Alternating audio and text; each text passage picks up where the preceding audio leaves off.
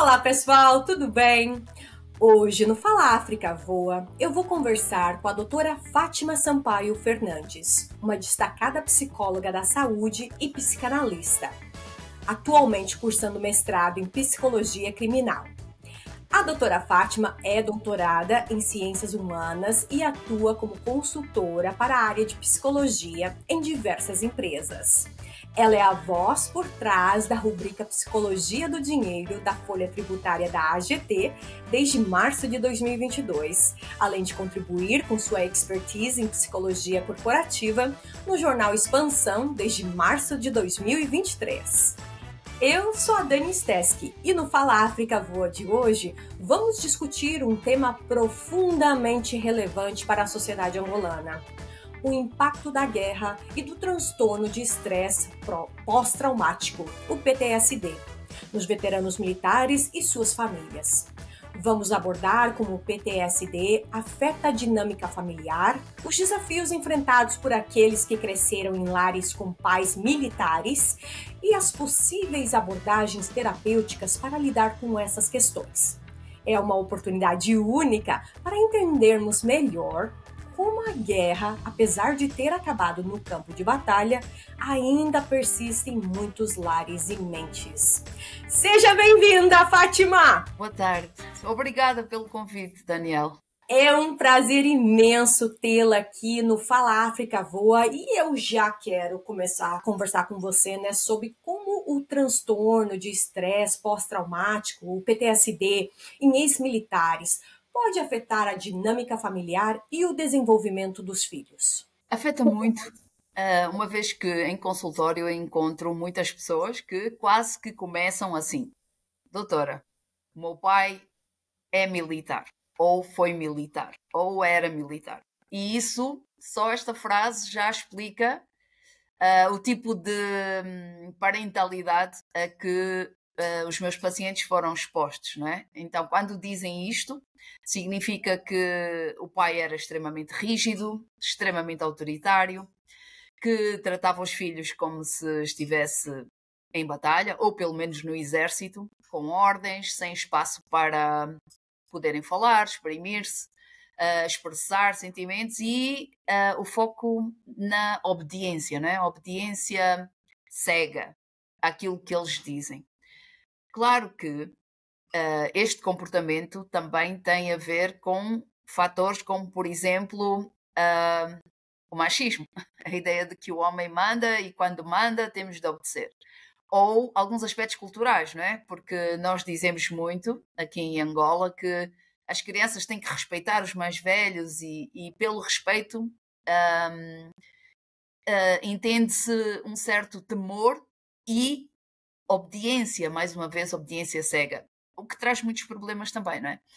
Mas, aliado a isso tudo, temos também, claro, o stress pós-traumático, porque ninguém sai da guerra sem consequências, não é? E o facto de ser mais facilmente irritável, não é? A pessoa irrita-se facilmente, zanga-se, desconfia de tudo, diz que o mundo não é um lugar seguro, não se pode confiar em ninguém. Tudo isso faz parte dos critérios de diagnóstico de stress pós-traumático, não é?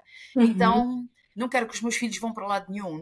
As consequências são visíveis, estão lá. E são pessoas que sofrem, porque muitas vezes isolam-se, não têm amigos, dissociam-se do que está a acontecer. A dissociação acontece muitas vezes, não é? Outras vezes há gatilhos que fazem com que de repente voltem à situação de guerra. Não estão bem. Mas, como temos muitos tabus ainda, infelizmente, e um estigma muito grande em relação a questões do foro mental, então as pessoas não procuram ajuda, acham que ser pai é isso, não é? Ser homem é isso, e os miúdos, os filhos, é que pagam. E Fátima, eu entendo essa situação nessa questão assim também de respeitar, o pai e a mãe, mas como é que se cria diálogo, numa casa assim, numa família assim, onde o pai acha que ele está sempre certo? Pelo que você está me dizendo, o primeiro passo seria conseguir ajuda né, de uma psicóloga e também os filhos né, serem atendidos por uma psicóloga, e isso também deve ficar muito caro. Como fazer isso funcionar na sociedade?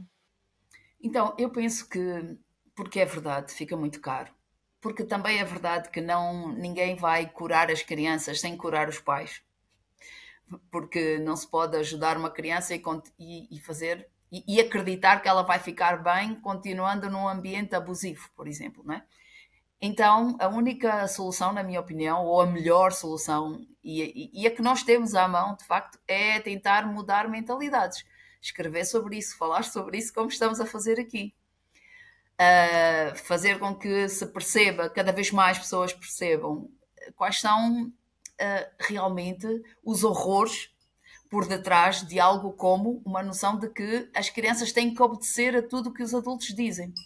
E isso está tão entranhado que, de facto, se conseguirmos mudar a mentalidade, se conseguirmos fazer com que as pessoas comecem a questionar isso, talvez a partir dos miúdos, dos mais jovens, dos adolescentes e jovens, não é? Talvez quando eles forem pais, e penso que isso vai acontecer mesmo, e está a acontecer, já não são pais tão rígidos, não é? Já vão ouvir, já vão permitir o diálogo, mas, sinceramente, em muitas famílias, esse diálogo não existe. Não existe.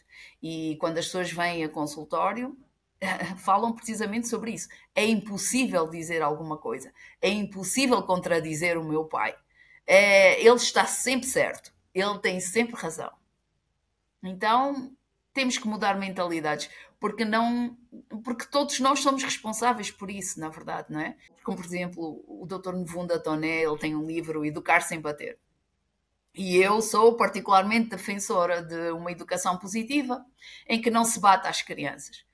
Bem, tu encontras tanta resistência a essa ideia que se percebe que é a própria sociedade que tem de mudar, não é? E o mundo em geral. Nós não dávamos atenção às crianças até depois da Segunda Guerra Mundial, não é? Só temos os direitos das crianças depois da Segunda Guerra Mundial.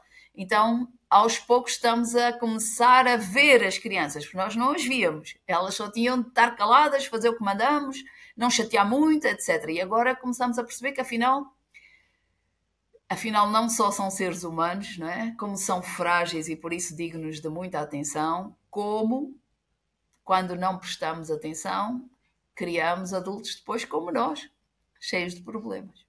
Exatamente. Olha, e Fátima, nosso tempo está voando aqui, mas eu quero terminar essa entrevista pedindo para você deixar uma mensagem para os veteranos de guerra. Eu diria que, com certeza, eles próprios dizem que morreriam pelos filhos, não é? Então, se querem morrer por eles, vivam por eles. Tornem-se pessoas boas. O amor não se conquista pelo medo, nem pelo terror. É pelo amor. Então, amor, é com respeito. Ter medo não é respeitar, ok? Agora, se eu respeito o meu filho, ele vai aprender a respeitar-me também de volta e a amar-me. E eu acho que é isso que nós queremos dos nossos filhos. Mas só há uma forma de o conseguir, olhando para eles como pessoas, pedindo desculpas quando temos de pedir, não ter medo que nos questionem. Eles não são nossos inimigos, ok? Eles são as pessoas que mais nos amam. Então vamos retribuir o favor, vamos ser diferentes e vamos procurar um psicólogo se for preciso. Doutora Fátima Sampaio, muito obrigada por compartilhar seu conhecimento e experiência conosco hoje. A discussão sobre o impacto do PTSD nos veteranos militares e suas famílias é extremamente importante.